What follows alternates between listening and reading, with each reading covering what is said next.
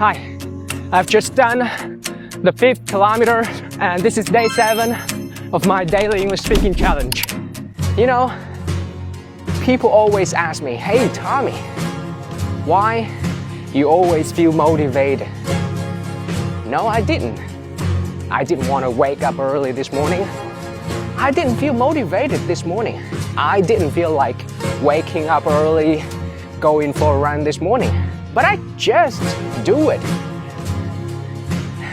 I didn't wait until I get motivated because I know that it is just a waste of time.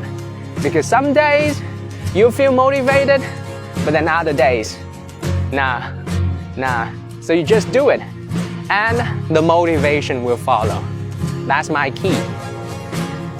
So if you have been waiting to get motivated to do something, you just do it. I'm sure that the motivation will follow, just like me. I've just done the first hardest part of my day and it feels amazing right now. That's the first achievement and I know that the rest of the day it's gonna go pretty easy for me.